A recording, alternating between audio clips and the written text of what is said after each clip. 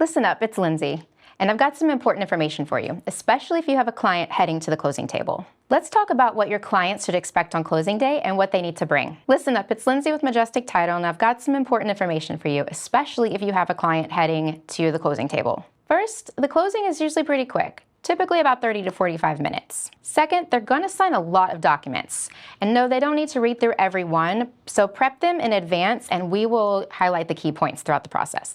Now here's what they need to bring. A valid, non-expired government ID is a must. If they need anything approved ahead of time, make sure that's already handled before they walk in. If they're selling, bring any documents related to the property just in case it's needed. Make sure that you've arranged for the exchange of keys before closing day. Don't leave that for the closing table, and don't forget the mail keys. And we always recommend to bring a personal check just in case. Whether it's a buyer that might need a little extra or a seller that wants their proceeds wired, it's better to be prepared. And when it comes to wiring, funds don't have to be wired way in advance, but they do need to be sent as soon as the buyer has their final amount for closing. And at the end of the day, our goal is simple: a smooth, efficient closing. No confusion and no chaos. And when your clients are prepared, everything just works better. If you have any questions on what closing day looks like for you or your clients, please feel free to give me a call.